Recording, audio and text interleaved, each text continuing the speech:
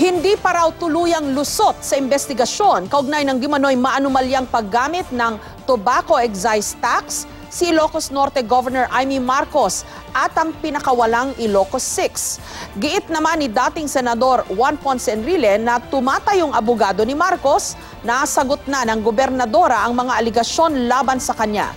May report si Bernadette Reyes.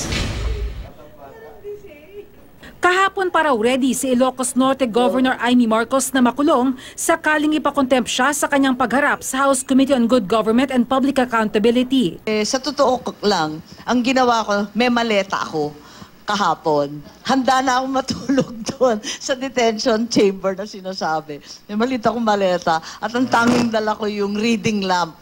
Muntik ma-cite in contempt si Marcos kahapon dahil sa pagtangging pangalanan kung sino ang source niya nang sabihing may inilaan daw na 100 million pesos sa mga anyay dilawan para sa mga kongresista upang matiyak na makukulong ang gobernadora. Binawi rin ng komite ang banta matapos aminin na espekulasyon lang niya ang kanyang sinabi. So talagang hindi ka sigurado.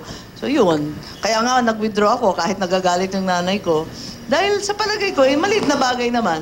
At ang pakay ko talaga, mailabas yung Ilocos 6. Hindi tiyak kung dadalo muli si Marcos sa susunod na pagdinig ng komite sa August 9, lalo't sinabi ng komite na hindi pa tuluyang lusot ang gobernadora at 6 na empleyado ng Provincial Capital o Ilocos 6. Gayunman, natutuwa si Marcos na nakabalik na sa kanilang probinsya ang Ilocos 6. Kaugnay sa relasyon nila ni Ilocos Norte Representative Rodolfo Fariñas na nagsulong na maimbestigahan ang umano'y anomalya sa pagbili ng mga mini trucks ng probinsya. Kinamayan ko naman, pero hindi naman akong masyadong kinakausap. Siguro nayayamot pa rin sa akin. Pero okay lang sa akin. Yung nanay ko medyo, syempre, alam mo na, nanay, talagang very protective at nagtatampo ng bongga.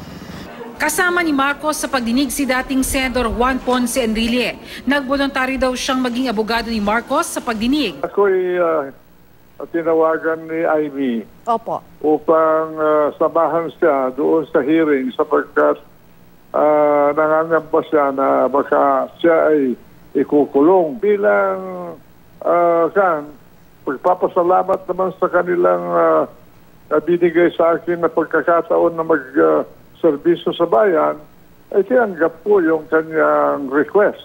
Ayon kay Enrile, malabo ang sinasabing anomalya sa paggamit ng tobacco excise tax ng Ilocos Norte. Pareho raw may batayan siya Governor Imee Marcos at House Majority Leader Rodolfo o Rudy Fariñas. Malabo yung mga issues.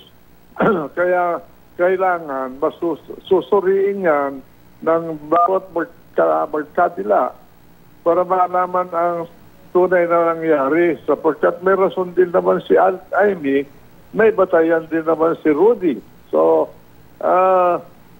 medyo mahirap husgahan yan.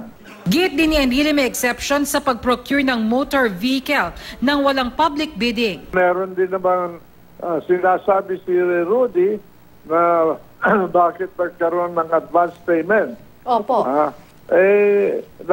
May paliwanag naman ni Imee. Opo. At yung paliwanag ni Imee, yun naman ang tinanggap ng COA. Kahapon humarap sa pagdinig ng Kongreso si Governor Marcos kaugnay na umano'y maanumalyang paggamit ng tobacco excise tax. Bernadette Reyes, GMA News.